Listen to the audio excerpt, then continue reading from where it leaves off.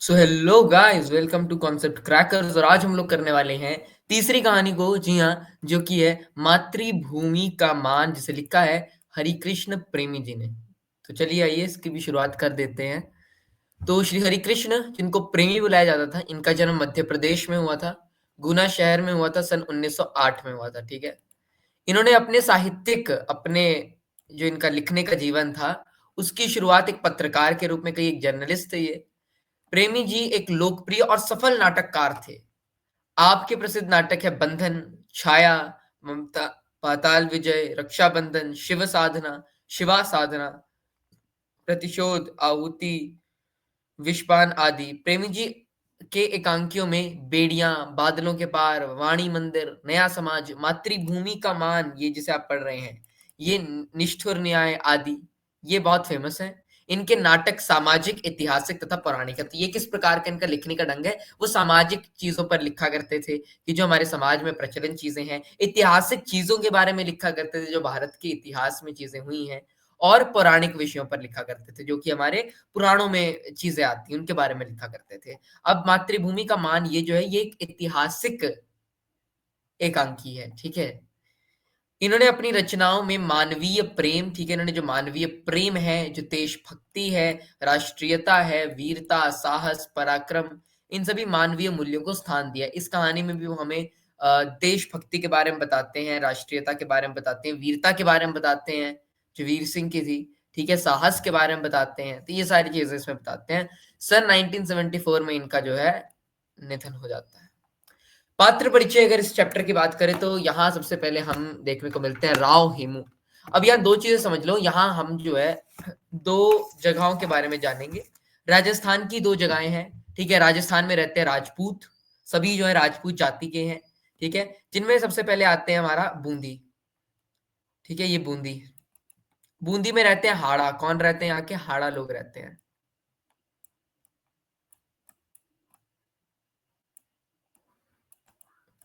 तो बूंदी में जो है हाड़ा लोग रहते हैं। ठीक है।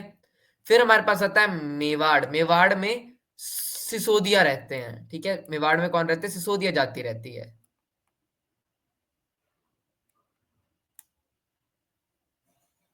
समझ रहे हो बात को? ठीक है। ये दो चीजें समझ लो। बूंदी में हाड़ा रहते हैं और मेवाड़ में सिसोदिया लोग रहते हैं। अब जो बूंदी राज्य का शासक है वो है राव हेमू। ठीक है। और जो मेवाड़ का शासक है वो है महाराणा लाखा। ठीक है।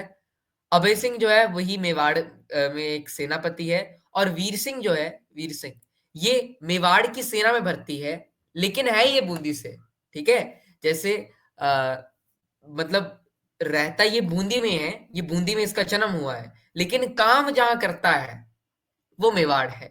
जैसे कि मान लीजिए मैं रहता बिहार में हूं, लेकिन काम मैं दिल्ली में कर रहा हूं। तो इसको, मैं रहता नहीं हूं भाई बिहार में, रहता नहीं हूं मैं, ये मत सोचना बिहार से हूं मैं, नहीं बिहार से नहीं भाई मैं। लेकिन हाँ, जो वीर सिंह है वो ऐसा ही है, वो बूंदी में रहने वाला है, लेकिन मेवाड़ की सेना में काम करता है। ठीक है। इसके अलावा चारणी तथा वीर सिंह के साथी आते हैं। ठीक है। वीर सिंह के साथी जो है इसी वीर सिंह के सपोर्टर हैं, फॉलोअर है इसके। और फिर चारणी आती है। चारणी जो है ये गाने वगैरह गाती है। और देखते अभी क्या बात हो रही है यहाँ। तो बूंदी गढ़ की बात हो रही है। बूंदी के राव हेमू अपने कमरे के मेवाड़ के सेनापति अभय सिंह से बात कर रहे हैं। ठीक है। अभय सिंह जो है वो बूंदी गए हैं और बूंदी में जाकर वो राव हेमू से कुछ चर्चा कर रहे हैं। तो अभय सिंह बोलते हैं, महाराव, सिसोदिया वंश हाड़ाओं का आदर और स्नेह की दृष्टि से देखता है। सिसोदिया वंश, सिसोदिया वंश मतलब मेवाड़ के लोग, तो वे हाड़ाओं को यानी कि बूंदी के लोगों को आदर और स्नेह की दृष्टि से देखते हैं। किस दृष्टि से देखते हैं? आदर और स्नेह की दृष्टि से देखते हैं। ठीक है। तो फिर राव हेमू कहते हैं, तो फिर आप बूंदी को मेवाड़ की अधीनता स्वीकार करने की आज्ञा लेकर क्यों आए हैं? अगर आप हमारे आदर करते हैं, हमें स्नेह करते हैं, तो आप बूंदी को मेवाड़ की अधीनता स्वीकार करने की आज्ञा लेकर क्यों आए हैं? क्यों आप चाहते हैं कि बूंदी जो है वो मेवाड़ के अंडर आ जाए? ठीक है। तो बेसिकली महाराणा लाखा ने यहाँ भेजा होता है अभय सिंह को कि भाई तू जा, तू बूंदी में जा, तू राव हेमू से मिल, और राव हेमू को जाकर वहां बोल कि बूंदी जो है उसको मेवाड़ की अधीनता जो है स्वीकार कर लेनी चाहिए। अभी जो बूंदी है छोटा सा जगह है, लेकिन अभी इंडिपेंडेंट है। उसके ऊपर किसी फॉरेन पावर या फिर डोमेस्टिक पावर का उसके ऊपर राज नहीं है। वो भी इंडिपेंडेंट है और ऐसे राज कर रहा है। लेकिन मेवाड़ उसको बोल रहा है कि आप हमारी अधीनता स्वीकार कर लो, कि आप हमारे अंडर काम करो। जैसे भारत जो था वो ब्रिटिश के अंडर था, तो हम इंडिपेंडेंट नहीं थे, आज हम इंडिपेंडेंट है, तो वही बस वो वाला सीन है। तो अभय सिंह बोल रहे हैं महाराज, हम राजपूतों को छिन्न भिन्न, सब है क्या राजपूत है, अब राजपूतों के अंदर भी जातियां हैं, तो वैसे जो बूंदी में रहते हैं वो हाड़ा है, और जो दूसरी जगह रह रहे हैं वो सिसोदिया है। कुछ छिन्न भिन्न असंगठित शक्ति विदेशियों का किस प्रकार सामना कर सकते हैं? बोलते हैं कि हम राजपूत जो है अभी बहुत ज्यादा छिन्न भिन्न हैं, असंगठित हैं, ठीक है, हम अलग अलग हैं, इंडिपेंडेंट इंडिपेंडेंट है, जिस कारण से जो विदेशी शक्ति आ रही थी, अब ये कहानी उस समय में लिखी गई थी, तो विदेशी शक्तियां आ रही थी, पहले दिल्ली सल्तनत का राज चल रहा था, तो वहां से अटैक आ रहे थे, मोहम्मद गोरी, ये सबके अटैक्स हो रहे थे, मुगलों के अटैक हो गए फिर बाद में। तो उस टाइप का वहां चला हुआ था, और राजस्थान जो है बड़ी की पोजीशन पर था, क्योंकि वहीं से वो लोग जो थे वो एंट्री मार रहे थे इंडिया के अंदर, ठीक है। तो इसीलिए बोल रहे हैं कि हम जो है राजपूत इतने छिन्न भिन्न हो गए हैं, हम सभी इंडिपेंडेंट हो गए हैं, अलग अलग हैं, कि विदेशी शक्तियां जो हैं हम उनका एक साथ मिलकर सामना नहीं कर सकते। तो अगर हम एक साथ हो जाते हैं, अगर हम सब मेवाड़ की अधीनता स्वीकार कर लेते हैं, तो फिर हम एकदम बढ़िया तरीके से जो है जो विदेशी शक्तियां हैं उनसे लड़ सकेंगे। इस बात की अत्यंत आवश्यकता है कि हम अपनी शक्ति को एक केंद्र के अधीन रखें। राव ये पूछते हैं, और वह केंद्र है चित्तौड़। चित्तौड़ यानी कि मेवाड़, एक ही बात है। अभय सिंह, इसमें भी कोई संदेह है महाराज? चित्तौड़ का गत गौरव फिर लौटा है। गत मतलब बीता हुआ, ठीक है, चित्तौड़ का जो बीता हुआ गौरव था वो फिर लौटा है। जो राजवंश पहले मेवाड़ के अधीन थे, महाराणा लाखा चाहते हैं आज भी उसी तरह रहे, यानी कि पहले मेवाड़ के ही अधीन ये सारे राज्य आते थे, बूंदी वगैरह पहले सभी मेवाड़ के थे, लेकिन फिर कुछ कारणवश,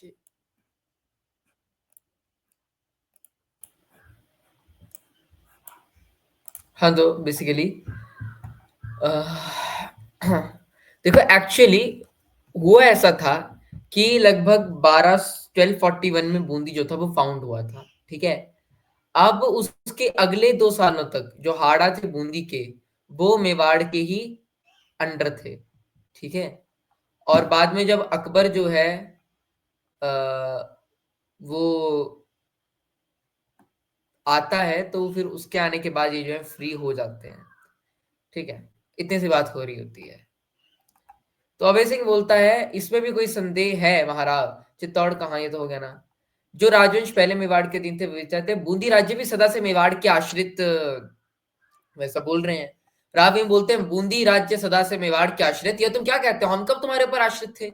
अभय सिंह जी, हाड़ा वंश किसी की गुलामी स्वीकार नहीं करेगा, हम लोग जो है राजपूत है, किसी की गुलामी स्वीकार नहीं कर सकते हम लोग, चाहे वो विदेशी शक्ति हो, चाहे वो कोई बाहर की शक्ति हो, या फिर वो मेवाड़ का कोई महाराणा ही क्यों ना हो, हम लोग आजाद थे, आजाद हैं, आजाद रहेंगे, इंडिपेंडेंटली ही राज्य करेंगे, किसी के अंडर नहीं आ सकते हम लोग। हाँ, हमें मत करो ये कोशिश लाने की।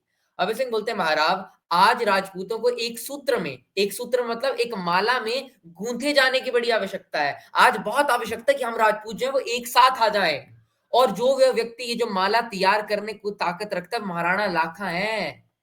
ताकत की बात छोड़ो अभय सिंह, प्रत्येक राजपूत को अपनी ताकत पर नाज है। राविमु कहते हैं कि प्रत्येक राजपूत को अपनी ताकत पर नाज है, इतने बड़े दम्भ को मेवाड़ अपने प्राणों में आश्रय न दे, इसी में उसका कल्याण है। रह गई बात एक माला में गूंथने की, कि सभी राजपूत आप चाहते हैं वो एक साथ आ जाए, सो वह माला तो बनी है, वो माला ऑलरेडी बनी है, ये माला बन चुकी है, हर एक राजपूत एक दूसरे का साथ देने के लिए तैयार है, लेकिन उस माला को तोड़ने का श्री गणेश हो गया। श्री गणेश मतलब शुरुआत कर दी गई, और वो महाराणा लाखा ने की है, क्योंकि महाराणा लाखा हमें अधीनता चाहते हैं कि वो हमारे ऊपर राज करें, लेकिन ऐसा नहीं हो सकता, ऐसा नहीं होगा, क्योंकि हम इंडिपेंडेंट है, और हम आजाद रहकर महाराणा की आज्ञा का हम महाराणा की इज्जत कर सकते हैं, लेकिन उनके अधीन नहीं आ सकते, ये बेसिकली बात कह रहे हैं।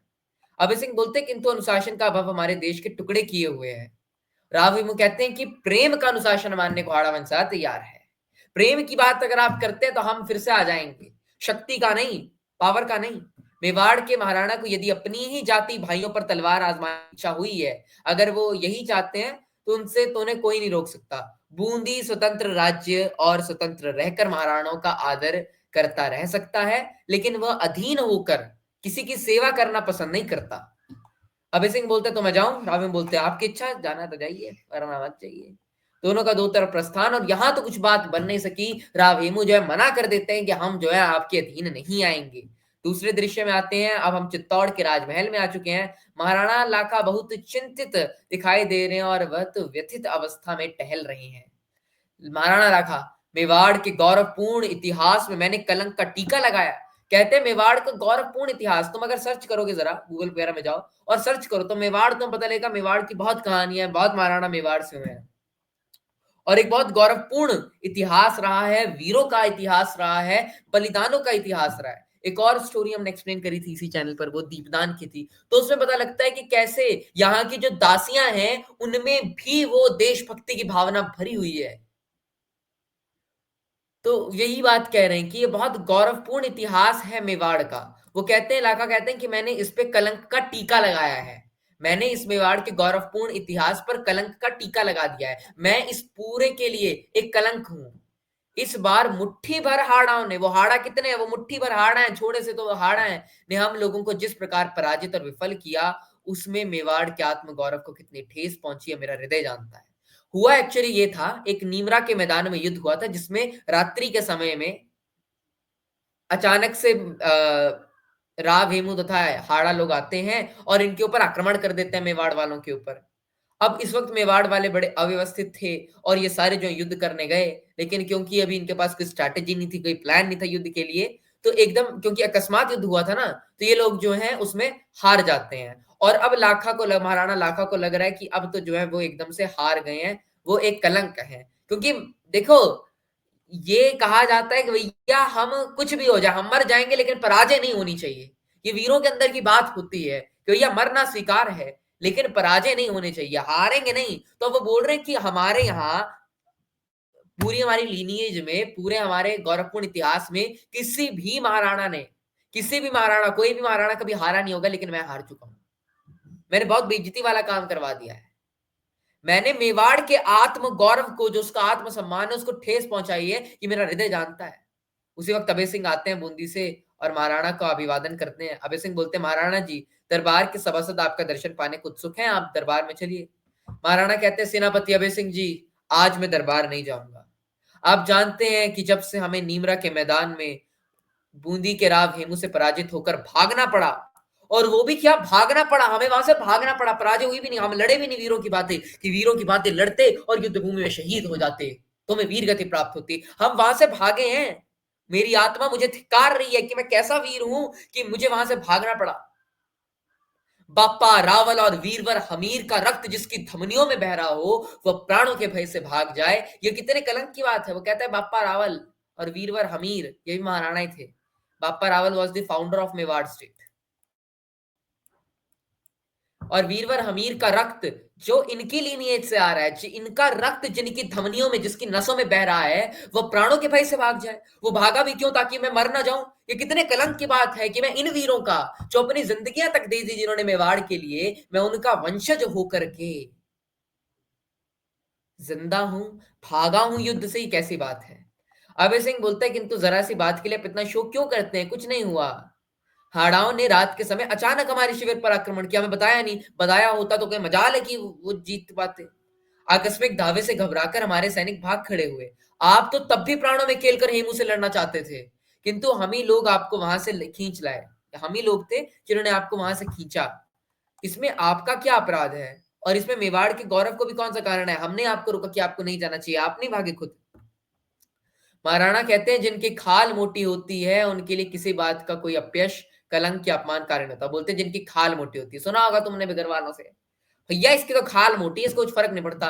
खाल मोटी होना मतलब इस व्यक्ति को जितना मर्जी समझा लो उसको कोई फर्क नहीं पड़ता। उनको बोलते हैं जिसकी खाल मोटी होती है। तो वो भी कहते हैं कि जिनकी खाल मोटी होती है, जिनको जितना मर्जी समझा लो, बोल लो, निकम्मे लोग, ठीक है, उनको कोई फर्क नहीं पड़ता। उनके लिए किसी बात का कोई अपयश, कलंक, अपमान वो कारण नहीं होता।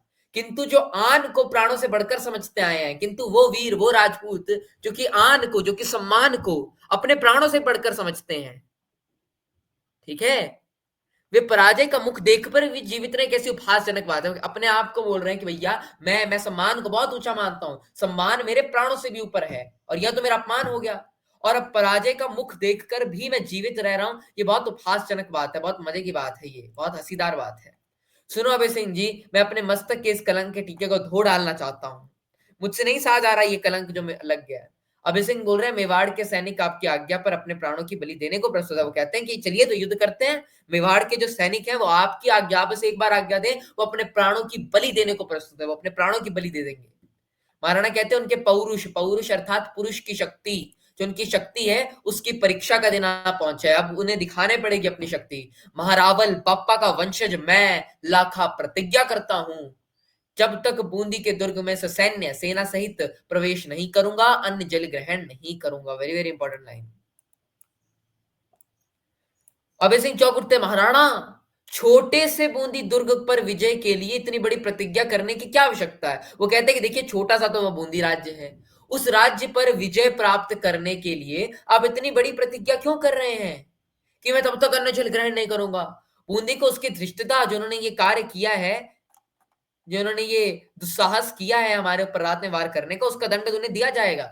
लेकिन हाड़ा लोग बहुत वीर हैं, वो कहते हैं उनको दे देंगे, जो होगा देख ले जाएगा, लेकिन हाड़ा लोग जो है बहुत वीर लोग हैं, युद्ध करने में यम से भी नहीं डरते। यम कौन है? यम है मृत्यु के देवता। तो यहाँ यम मतलब मृत्यु, यानी कि मृत्यु के देवता स्वयं आ जाए, मृत्यु स्वयं आ जाए तो भी वो युद्ध से नहीं डरते। उन्हें किसी बात का भय नहीं है, वो लड़ लेंगे, मर जाएंगे लेकिन भागेंगे नहीं। इसमें संदेह नहीं है कि अंतिम विजय हमारी होगी, क्योंकि हम बड़े हैं, हमारे पास ज्यादा उपकरण है, अंतिम विजय तो हमारी होगी। किंतु निश्चय पूर्वक कहा जा सकता है कि इसमें कई दिन लग जाएंगे।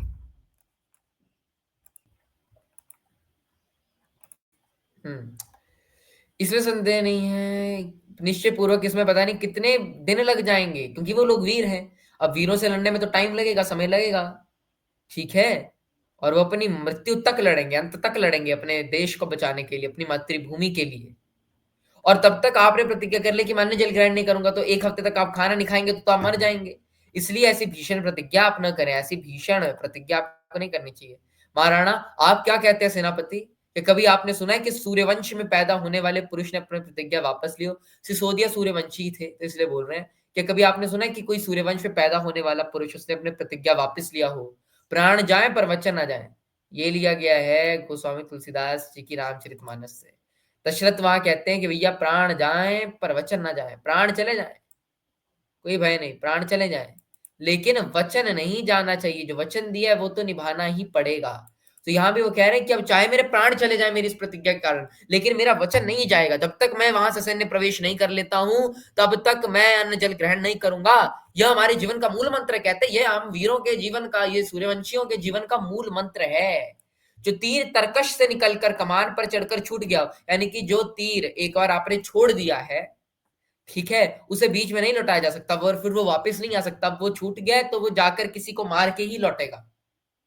मेरी प्रतिज्ञा कठिनाई से पूरी होगी, यह मैं जानता हूं कि मेरी प्रतिज्ञा बहुत कठिन है।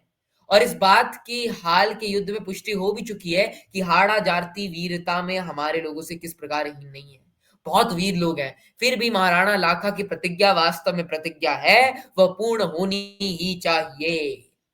अब पीछे से बैकग्राउंड में एकदम से गाना बजता है, वो कहते हैं ये सागर से रत्न निकाले, युग युग से हैं गए संभाले, इनसे दुनिया में उजियाला, तोड़ मोतियों की मतमाला, ये छाती में छेद कराकर एक हुए हैं हृदय मिलाकर, इनमें व्यर्थ भेद क्यों डाला, तोड़ मोतियों की मतमाला।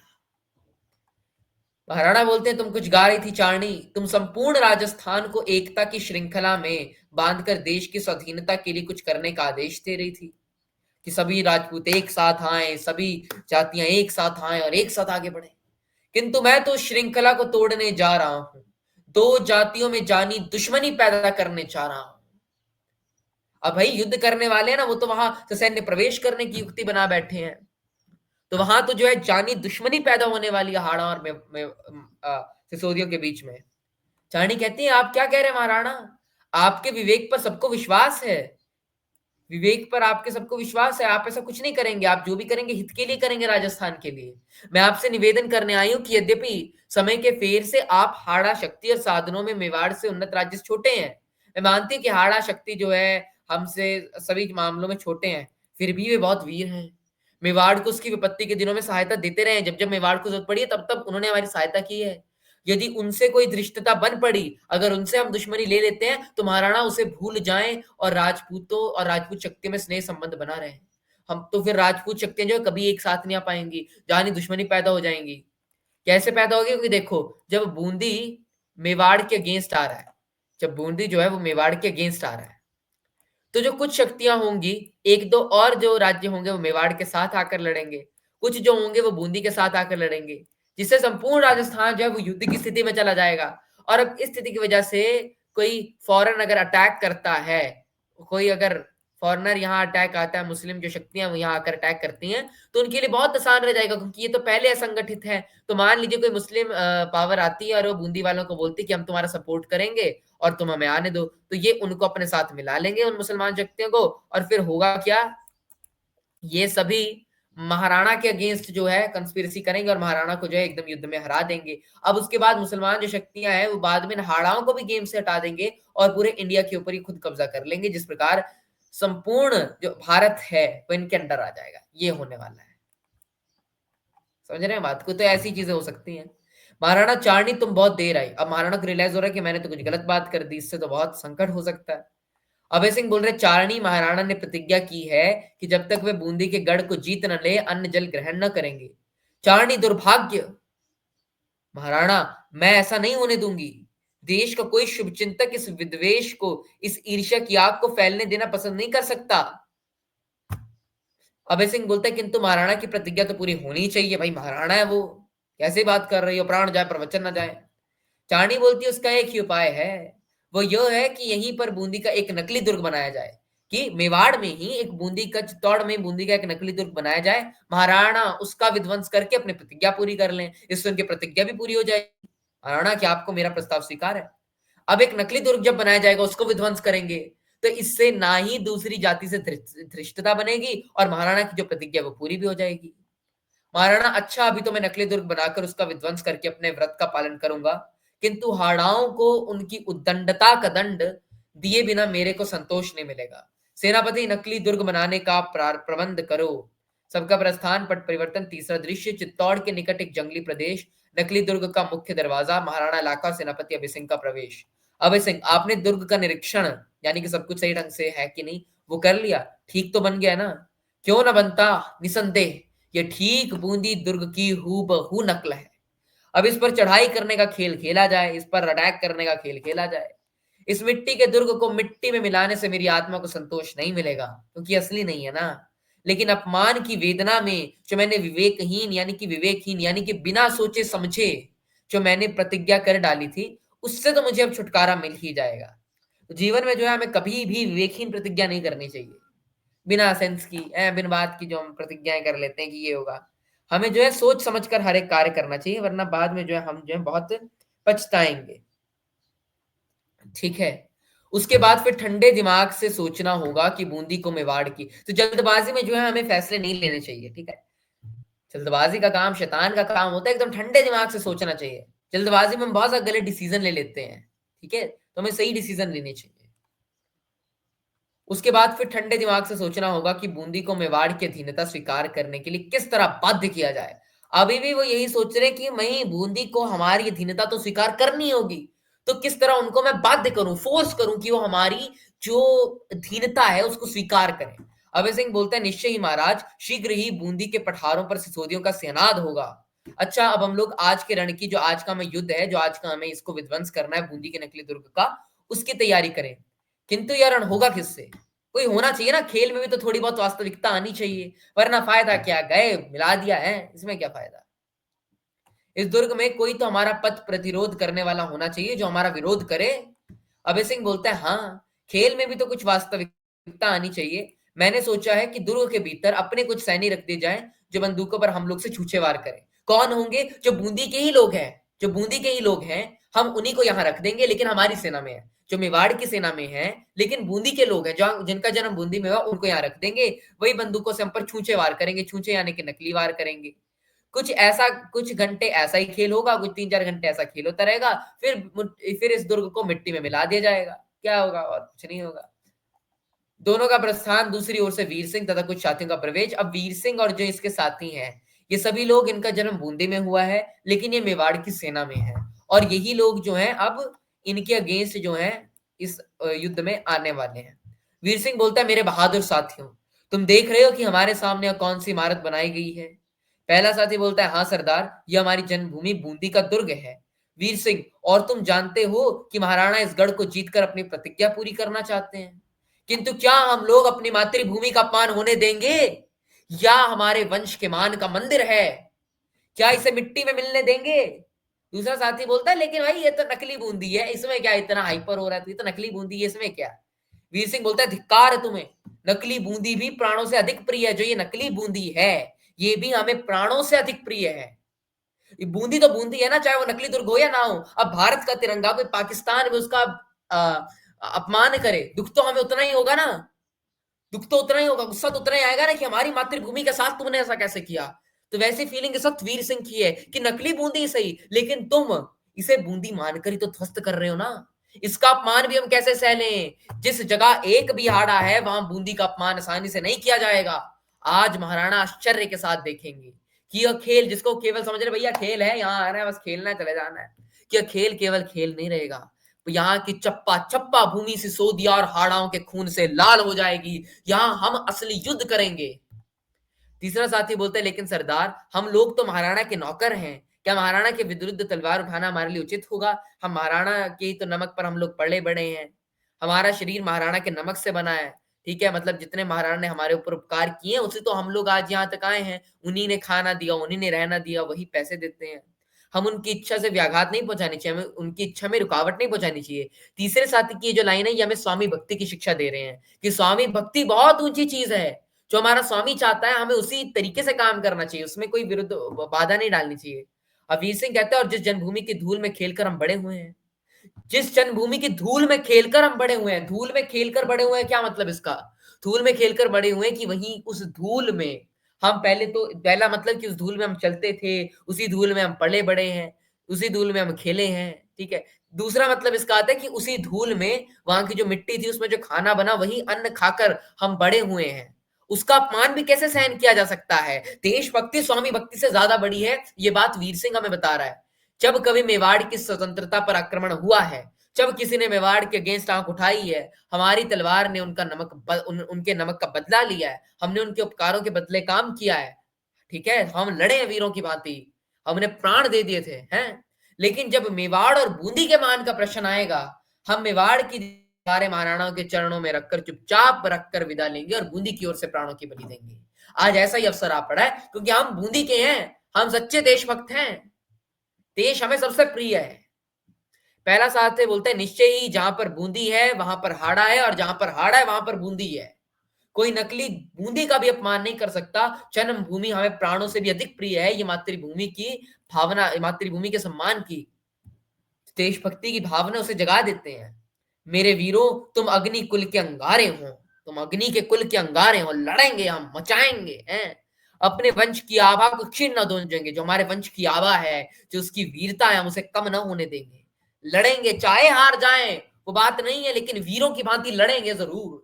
प्रतिज्ञा करो कि प्राणों के रहते हम इस नकली दुर्ग पर मेवाड़ की राज्य पादका को स्थापित न होने देंगे। जब तक हम जिंदा हैं, हमारे जिंदा रहते हम इस नकली दुर्ग पे मेवाड़ की पादका को, जो उनका फ्लैग है, उसको स्थापित नहीं होने देंगे।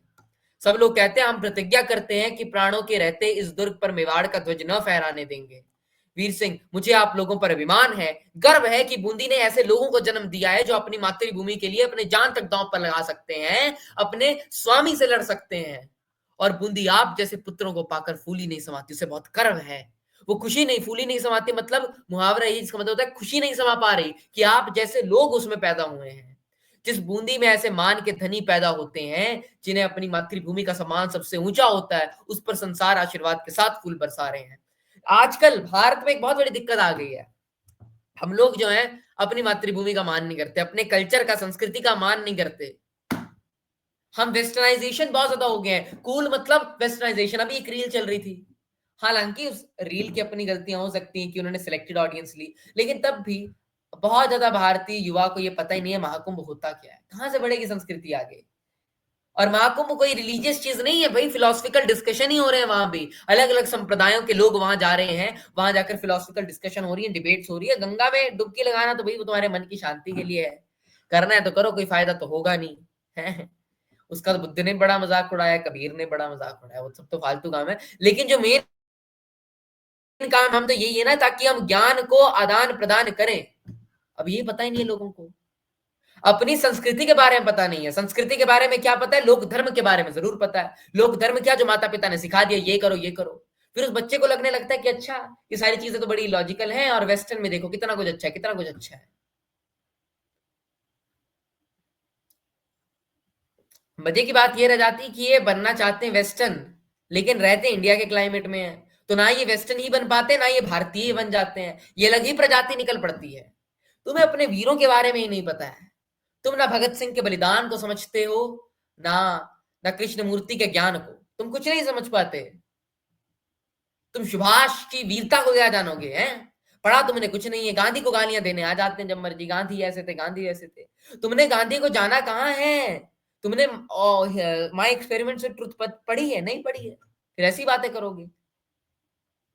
भारत में ये जो आ रहे हैं ना लोग, जो लोक धर्म के कुछ ज्यादा ही पल्ले पड़े हैं, तो फिर वो अपनी असली संस्कृति को खिलाए जा रहे हैं। हमारी जो असली संस्कृति है वो ये नहीं है कुर्ता पजामा, कुर्ता पजामा तो बहुत बाद में आए थे, ये संस्कृति नहीं है। जो असली हमारी संस्कृति है वो है उपनिषदों की संस्कृति, और हमें उसका सम्मान करना आना चाहिए।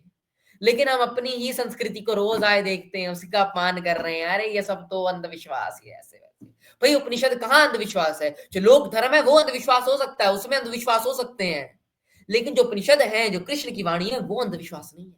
कैसे अंधविश्वास है? वहां तो तुम्हें खुद बोला जा रहा है भाई क्वेश्चन कर। हमें जो है अपने कल्चर के प्रति, जो हमारी चीजें हैं, जो पहनावा है, पहनावा भी आ गया, उसके प्रति गौरवान्वित होना चाहिए। लेकिन हम दिखाना ही ये चाहते हैं कूल, हम बोलते हैं ना ये सो कॉल्ड कूल। तुम कूल बनने के चक्कर में कर क्या रहे हो? तुम कुछ और ही कर रहे हो। और जो भी हमारी संस्कृति में अच्छी अच्छी चीजें हैं उनको और बढ़ावा करना चाहिए, और जो कुरीतियां हैं उनका अपमान भी करना चाहिए कि अच्छा ये संस्कृति में कुरीतियां आ गई थी, इनको हम हटाएंगे, और जो अच्छी चीजें उनको आगे बढ़ाएंगे।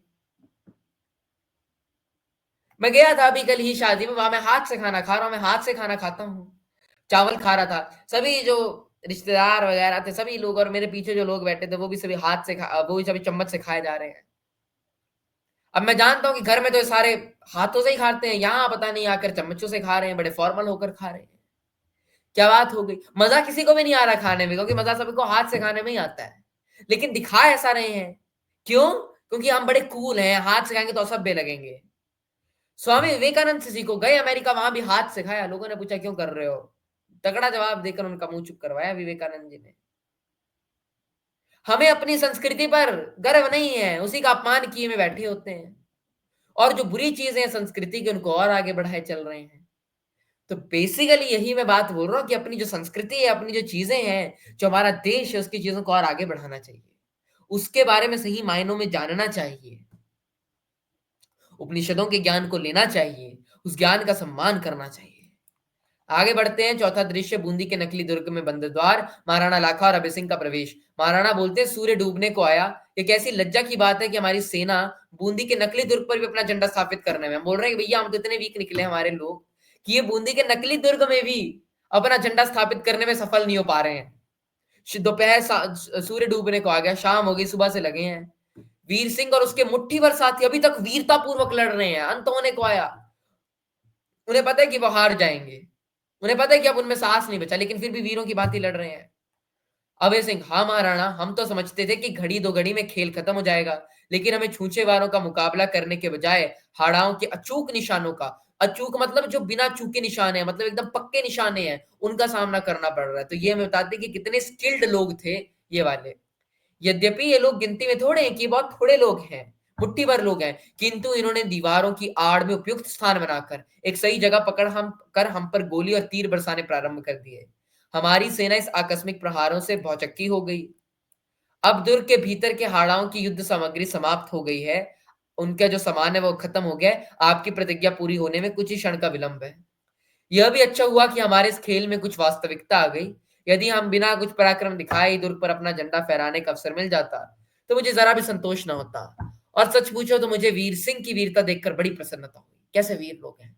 मैं चाहता था कि ऐसे वीर के प्राणों में किसी प्रकार रक्षा हो सकती, काश ये वीर नहीं मरते। मैंने भी जब दुर्ग से अग्नि वर्षा, जो अग्नि मतलब जो बाणों की वर्षा, वो अग्नि के समान बाण लग रहे थे।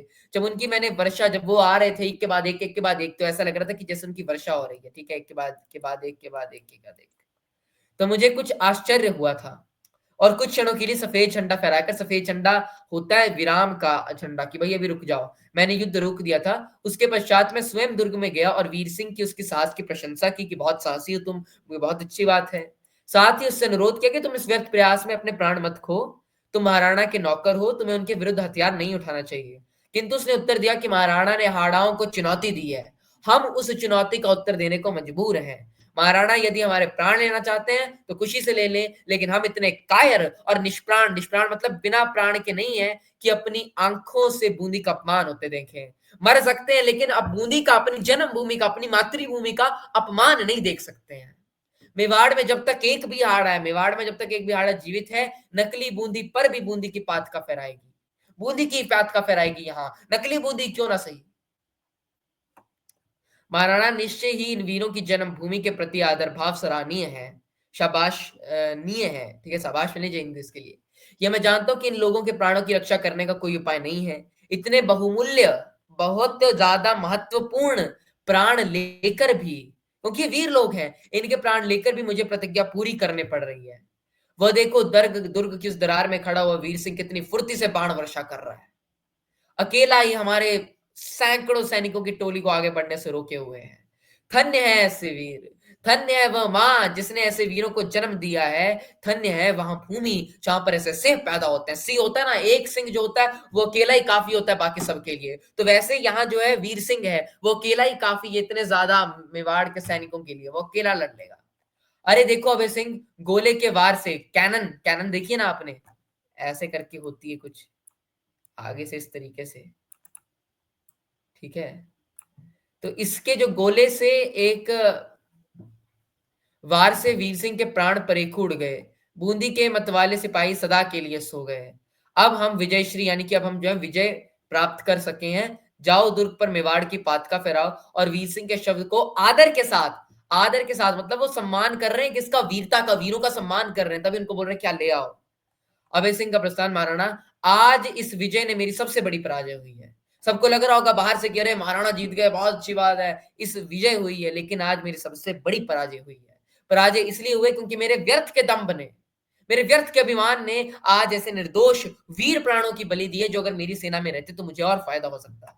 उसी वक्त चारणी आती है, महाराणा अब तो आपकी आत्मा को शांति मिल गई होगी। अब तो आपने किसी के सिर का कलंक, अब तो आपके जो सिर का कलंक था वो ठीक हो गया होगा। यह देखिए, बूंदी के दुर्ग पर मेवाड़ के सेनापति विजय पातका फहरा रहे हैं। वह सुनिए, मेवाड़ की सेना में विजय दुंदुभी बज रही है, नगाड़ा नगाड़ा बज रहा है, ठीक है। चारणी, क्यों पश्चाताप से विकल प्राणों को, क्यों ये जो मेरे प्राण है वो भी पश्चाताप से भरे हुए हैं कि क्यों मैंने विवेकहीन प्रतिज्ञा करी है, कि मैंने इतने जो बहुमूल्य प्राण थे इसके, ऐसे वीर के, ऐसे सच्चे देशभक्त के, उसको खोया है, और तुम मुझे ऐसा कहकर और दुखी कर रही हो। न जाने किस बुरी सायत में, किस बुरे मुहूर्त में, किस बुरे समय में मैंने बूंदी को अपने अधीन करने का निश्चय किया था। वीर सिंह की वीरता ने मेरे हृदय के द्वार खोल दिए, मेरी आंखों में से पर्दा हटा दिया है। मेरी आंखों में पर्दा लगा हुआ था कि मैं सत्य को नहीं देख पा रहा था, कि मैं नहीं जान पा रहा था कि लोग कितने वीर हैं, और मुझे इनको अपनी अधीनता स्वीकार करने के लिए नहीं बोलना चाहिए। मैं राजस्थान की एकता को तोड़ने जा रहा था। ऐसी वीर जाति को अधीन करने की अभिलाषा करना ही पागलपन है। तुम नहीं कर पाओगे, और कर भी लो तो ये थोड़े समय बाद तुम्हारे लिए विद्रोह कर देंगे। चाणी, तो क्या महाराणा, अब भी मेवाड़ और बूंदी के हृदय मिलाने का कोई रास्ता नहीं निकल सकता? कि अब भी ये दोनों एक नहीं हो सकते? महाराणा कहते हैं, चाणी, इस शहीद के चरणों के पास बैठकर मैं अपने अपराध के लिए क्षमा मांगता हूं। किंतु क्या बूंदी के राव हेमू तथा हाड़ा वंश का प्रत्येक राजपूत आज की इस दुर्घटना को भूल सकेगा? अब उन्हें अपनी गलती पर फिर से पछतावा हो रहा है कि नकली बूंदी का अपमान हमने किया, वहां उनके सैनिकों को भी मार दिया।